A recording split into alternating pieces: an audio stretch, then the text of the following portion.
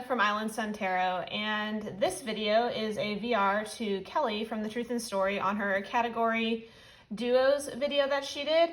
I absolutely loved that video, and she's so clever, the categories that she put them to, because for me, I never thought of the decks in categories like that or really recognized that that's what I was using it for. For me, it was more so something that was resonating with me at the time for whatever it was that I was going through. And so then I just felt like I was addicted to a deck for a certain amount of time. And in retrospect, when she went through her categories that I'll mention in a minute, I couldn't believe how spot on her categories were for me and my tarot practice and journey. And I thought it would be fun to do a video response. So the categories that she had 6. I'm only going to do 5 because one of the categories I don't really use. So she has clarity, workhorse, personal practice, liminal space, personal support, and then an ancestor space duo as well. So the one that I don't quite use in my practice is the ancestor space. I've wanted to dive into doing some of that, but I haven't yet. So I'm going to be doing the first 5 categories. I'm going to show the decks and try to be, quick in my reasoning why, but before I get started, this is just what's been resonating with me currently. I try not to think too hard about these choices because a lot of these could go for several of the different categories.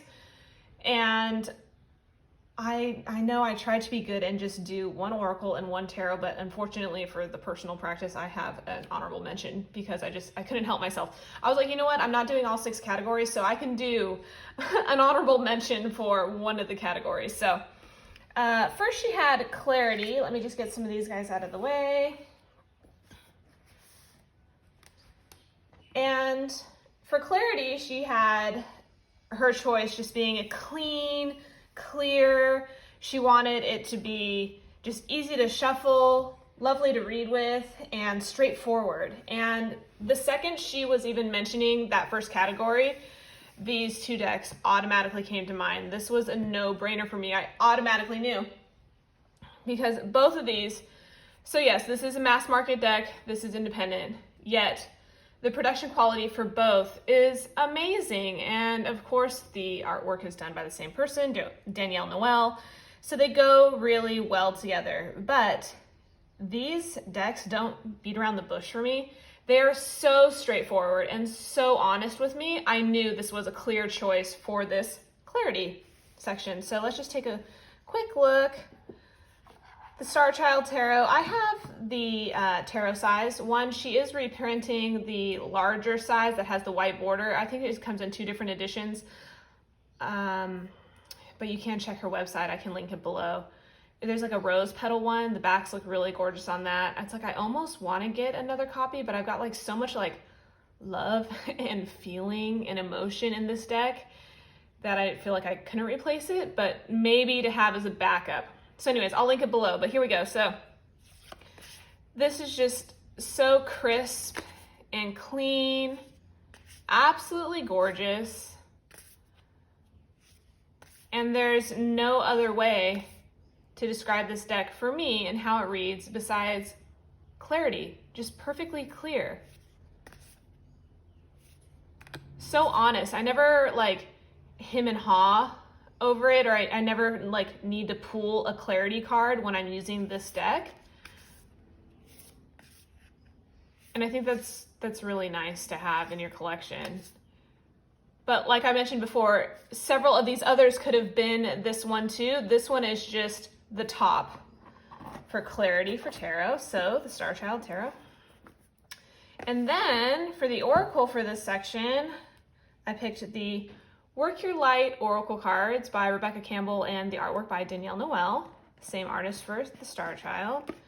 And this is a Hay House deck, and it's absolutely lovely. The book that comes with it is great. The cardstock is a really nice matte. And I mean, look at just even inside the box. You are the Oracle. The backings are gorgeous. The only thing that this is like missing for me is gilding, but I can do without. Like it's not that big a deal. But the mat is so pretty. So same thing as the Star Child Tarot, just clear, gorgeous, no ifs, ands, or buts. Honesty, utter honesty. And I mean, I could say it about all these decks, but really these two feel like sitting down with my best friend that will tell it to me straight, blunt, and honest. And some of these are just so great. Align your life. And what is written in the book is great as well. But it gives you so much, even just with a little mirror, who or what is triggering you. Just really gets down to the emotion. Super crisp. All right, so that's for the first category, clarity, the Star Child Tarot, and the Work Your Light Oracle cards. So the next category that she has is the Workhorse. And for her, she said effortless to use, visually stunning, all the above, right? So I chose the Oak, Ash, and Thorn Tarot and the Secret Language of Animals. So for this one, I was really torn. It could have been a couple of these other ones, but the others just fit into the other categories just a little bit better. But Workhorse decks, you can use it for any type of reading, any feelings that you may be having. These decks just get through. Let me show you the backs. These decks just get through all of that. No nonsense again. And then an easy read, for me at least. This artwork really speaks to me and it comes across so easily.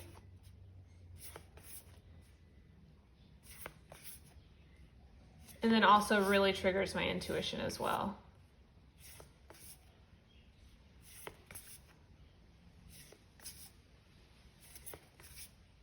Oh, I could get lost in these cards. They're amazing. And this one is the cardstock. You want to shuffle this deck. Like I could get lost just shuffling this deck over and over because it's so beautiful and it feels so nice. And then when you lay it out for even a really big spread, the cards go together so well. It's just lovely, absolutely gorgeous. So this is the Oak, Ash, and Thorn Tarot, made by Three Trees Tarot. And then the Secret Language of Animals Oracle cards by Chip Richards. The artwork is by Jimmy Manton, sorry. The guidebook for this is really great. How it's written for each animal is really amazing to read. You get quite a bit of information, a good 2 pages, small picture here. But really for me, it's the artwork. And then this is a Blue Angel deck. Yes, it comes in a nice hard box. This is an older copy. They are redoing a lot of their decks right now, so I don't know if you bought this now, if it would be matte. But this one is the older glossy.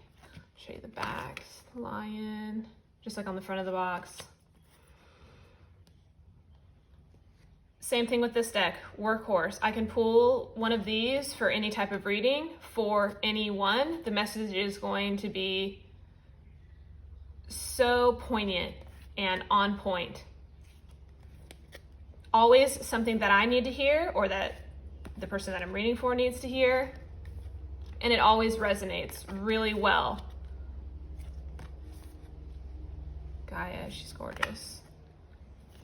I mean, like this guy, Stick Insect, this is a different kind of animal to have in a deck. And this deck has a few that are like that. Dragonfly, love that. Gecko. I feel like a lot of Oracle animal decks don't have some of these animals, and I like seeing them come up in my readings. They also do have some of these like earth-like cards, like wood, air, earth, lion, dolphin.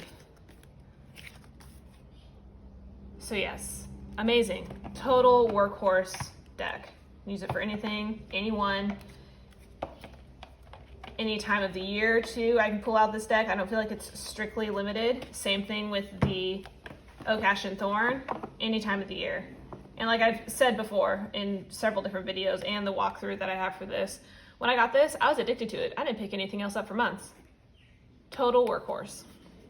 Okay, next she has the personal practice. And for this section, this is the one that I have the honorable mention. So I'll do the top two first. It's the Isis Oracle. And then for the bag, this is the Animal Totem Tarot. This is always out. I love it. I couldn't imagine my life without it. I did recently just try to edge it in like this bronze. I don't know how well it's gonna show up. It like needs a second layer. It was one of the metallic bronze Sharpies. I don't know if I recommend that, but the green one that was in the pack I used for another deck. What was it? The Lightseer Tarot, and it turned out amazing. So I don't know if it was just because this was a bronze. Anyways, sorry, off on a tangent. The Animal Totem Tarot.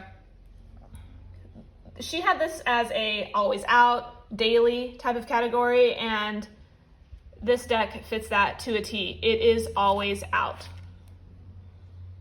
The bag is always out with me on my little table next to my rocking chair. I take it with me to sit on the dresser in the bedroom. You know, like it moves around with me in the house as I move around. It's just a very peaceful deck, and I know this isn't about that, but this is a total soul deck for me, and it's always out. And ever since I got it, there are maybe other decks, like I mentioned, the Oak, Ash, and Thorn kind of took over for a few months, but I always come back to this deck. It's never just put away, and I never think, oh, I haven't used that deck in a while. No, I always use this deck. Really, really gorgeous. Oh, I love that.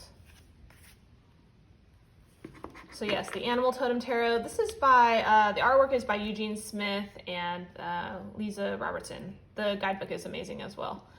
And then for the Oracle deck for this section, I have the Isis Oracle. So this I had before, and I had the glossy one. And honestly, I just think I was using other things at the time. And so I didn't really give it the time of day that it needed. But I recently, within the last 3 or 4 months, repurchased it, and it's been out ever since. So this is the newer matte version, which I definitely recommend. Even if you have this deck in gloss and you love it, buy it again. It's so worth it. I really feel like that, as sad as that sounds, the gloss on the other ones maybe just didn't make me want to work with it as much as I want to work with this one. Oh, I'm sorry. So this is by Alana Fairchild. The artwork is by Jimmy Mann. The book is excellent for this. If you want to do a single card pull for your day in the morning, if you have the time to read the book, great. It's fantastic. If you don't, that's okay. The artwork gives you enough. There's enough at the bottom to give you that feeling, that emotion to go along with the artwork. Here we have Divine Guardian, protection of the winged mother. Healing Divine Masculine, ostracizes.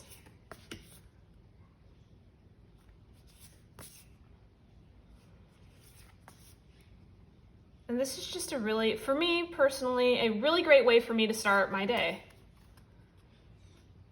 I'm never, I don't want to say upset, but I guess that's the best way to say it, like frustrated. I'm never frustrated or upset with the single card pulls that I do from this deck. It's always something that I really needed to hear and something that resonates throughout my day. And sometimes in a creepy way, so perfect for what ends up happening throughout my day. Because sometimes in the evening, I may refer back to the card. And then, like if I didn't have the time in the morning, in the evening, I might then get out the book. I'm sorry, so I could go through that whole entire deck. But yes, so Isis Oracle for my personal practice Oracle deck. So this is where I'm going to take veer off for just a minute, I'm sorry, and do a honorable mention for this section. And I know I've said it in other videos, I just got this a few months ago, but I love it so much. It's the Druidcraft Tarot, and it has been out since I got it, and I don't think I'm ever going to put it away. Not that this has edged out the other two, but it's definitely up there for I want to turn to this deck every day. Or even if I don't do a reading with it, I want to sit and flip through the deck and enjoy the artwork and just bond with it. It's so earthy and so pagan and gorgeous. Sometimes I need that. Every day I need that. Look at this owl. Oh. Really gorgeous. I can't get enough of it. So this is only an honorable mention just because I've only had it for a few months, and I still don't know if this is the honeymoon phase where I'm just infatuated with it, but I really think like it's gonna be all of these. Clarity, Workhorse, personal practice, every day, any type of reading. I really feel like this is gonna be one of those type of decks. So the honorable mention, Druidcraft. Okay, the next category is Liminal Space. This was an easy pick for me. I even knew when I was watching Kelly's video that these were the two that I was gonna pick. So I have the Dreams of Gaia Tarot and the Messenger Oracle. So Kelly was talking about liminal space as transitional spaces, change, in between spaces, loss, relationships, life occurrences, and past life readings. This is the only deck that I use for past life readings. I think that it's perfect for that. Sorry, this box is kind of awkward big. Because if you don't have this deck, the major arcana is completely different in the sense that it's longer. There's additional cards. And so instead of the first card is the choice card. And then throughout the major arcana, you go through life stages, being, like your reason for being, your purpose, and then influences.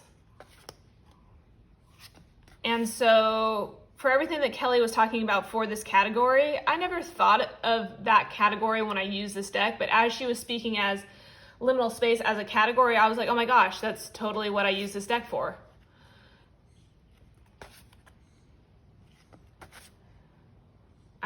Here's one of them, Thought. This is from the major arcana. I could just get lost in this deck, and I love it, but it can be really heavy. That's the only reason why this deck, I wouldn't necessarily use it for a daily practice anymore, but there was a time that I was using this every day, but it's heavy and it's deep, so deep. Child, one of the life stages. This card I like obsessed over for months before finally buying this deck. It was like, I feel like this was the one where she was the owl, and her face for this Queen of Air, her eyes were just boring into my soul. Here's another one from the major arcana, Intuition. So yes, absolutely fantastic for everything that Kelly mentioned. And it is interesting that even though I didn't think of this, or I wasn't categorizing this all along in my head as a liminal space, it's just anytime there was a loss or a relationship issue, life changes, hard times in life, it was always this deck, crying, sobbing, pulling it off the shelf, ripping the box open, shaking, trying to get it out, even if I wasn't going to do a reading, just to breathe and look at the artwork and then do a reading. Just so helpful and so close to my heart, this deck. Okay, I'm sorry, before I blab on and show the entire deck, and then this will be an hour of me talking about this deck and how much I love it. Okay, so then the Oracle goes, of course, perfect. I'm sorry, the artwork is by Raven Phelan. That's why I put these two together. But this Messenger Oracle, gosh, for so long it was a daily deck. For quite a while it was a Workhorse deck. And I love pulling from this deck for other people. For me personally, especially friends that haven't had a reading done ever. I love using this deck. The guidebook is excellent. The artwork is so lovely and stunning. I mean, look at this dragon. Look at that tree he's sheltering. Oh. So this is the older version with the gloss. Sorry, I didn't show the back. It has the pentacle on the back. I did edge it in a lovely green. But apparently, I had mentioned this in another video, and so a viewer was nice enough to let me know that yes, this does come in matte now, no borders. The size is closer to a classic standard tarot size. And there were some changes, because then after that viewer let me know that it was matte, I was like, oh gosh, should I get it? And then I saw Lisa's video from Supportive Tarot, or I'm sorry, just Lisa, is it Pepez? I'm sorry, I'm probably butchering her last name. And she did a comparison side by side, and there are some different cards, and the new cards are really lovely, and the coloration is different. Like this one really sticks out to me because this looked so lapis lazuli blue in the new deck, and in this it looks more like black blue, maybe emerald. There's a little green in there. So yes, the coloration is different. Back on track. Liminal space, loss, relationships, heartbreak. This for me was a major heartbreak healing deck. So the Messenger Oracle, you can see that nice green there. Ooh, perfect. Sorry. Okay. The next category, same thing, no brainer. Although this was the other category that I really feel like the Star Child Tarot could have been the other, even though it was so clearly, for me, the clarity one. So this is personal support, very supportive decks. She almost said like a hug deck. This deck for me is going to my grandma when I really need her help. And I've used this deck to read for my grandma. And she was the first person besides myself that I used this deck to read for. And that has really resonated with this deck. And it's just continued on. My grandma loves gardening. She loves her hummingbirds out in the garden, and fairies. Fairies live with my grandma every day, and this is why this is definitely a major hug deck for me. Not just because it's a Doreen Virtue, or excuse me, now it's just a Radley Valentine deck. That has nothing to do with it. This resonates with me for this section or category because of my grandma and the feelings that this deck gives me. And this was almost a, if Kelly hadn't had said like a hug talking to your grandmother, and the second she said that, I knew it was going to be this deck.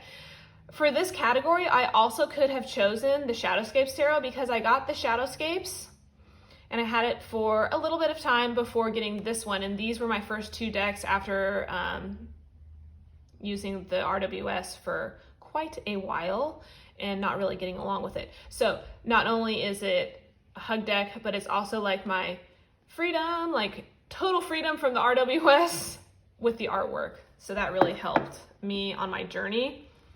So I knew that this deck was going to be for this category. Okay, so this is a Hay House deck. If you buy it now, it's just Radley Valentine. I have the older version.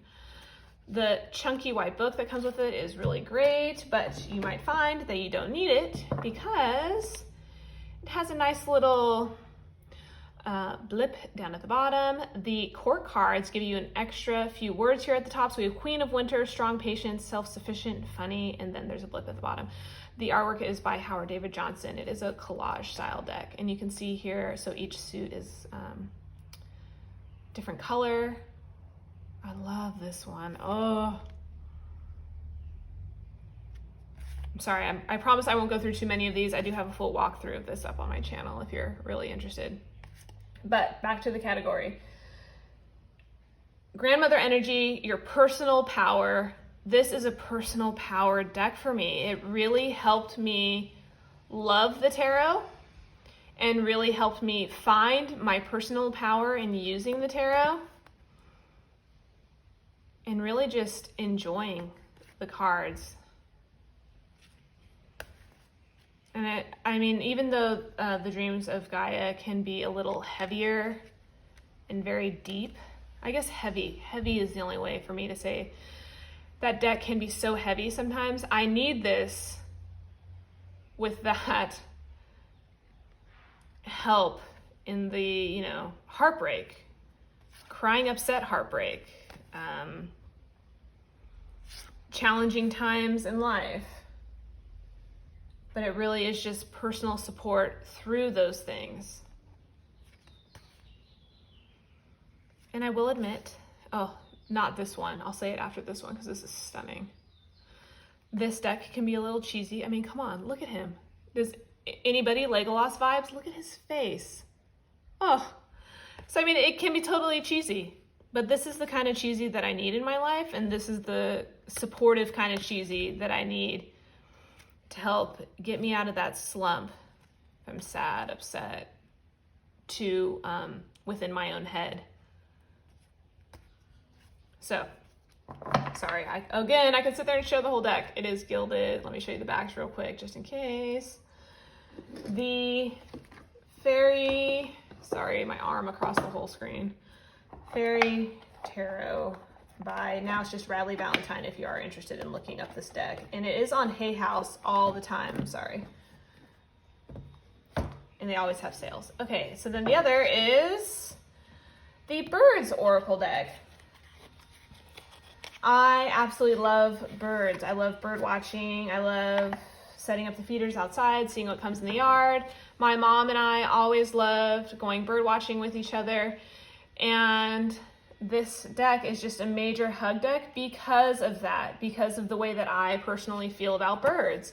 The artwork is very simple and gorgeous with this colored pencil, and then the stark backgrounds. Oh, I love cardinals. Love, love, love cardinals. Egrets. Oh, here's a white one. So it's either black or white for the background and very minimal around. So like this one's sitting on a branch so you can kind of see. And then same here. Or we have like this, the pelican flying. And the book that comes with this is just lovely. But I get so much out of just the cards, because some of these cards have personal meanings for me just from watching, bird watching with my mom, or the way my mom personally feels about barn owls and her love for them. That was a perfect one to come up. Vultures. I love turkey vultures. I used to see them all the time flying above while I was riding my horse.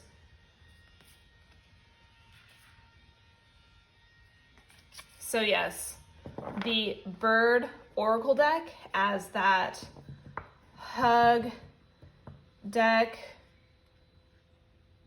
really personal support to a T. So the last category that Kelly had was the ancestor space, and also just as she considered that as supportive as well. I don't quite work with ancestors quite yet. I might be diving into it sometime soon, but for right now, I just have the 5 categories. This was really fun, and I grabbed all these real quick, and I just went with my gut. I didn't sit there and like hem and haw over my collection to try and just like, oh gosh, I'm not really sure. Because like I said in the beginning, all of these decks could have been for any of the categories, because it's really just how I'm feeling and what I want to work with for that instance, that particular instance. But all of these ones that I mentioned in this video are all decks that I really just keep out and I keep close and I use them all the time. So I would love to see anybody else's responses on these, or if you just want to list a couple of categories that resonated with you and some deck options down in the comments, that would be great. Or if you have a video already on your channel, leave a comment as well. I'd love to watch it. So thank you so much for watching. I hope you guys enjoyed this. Bye.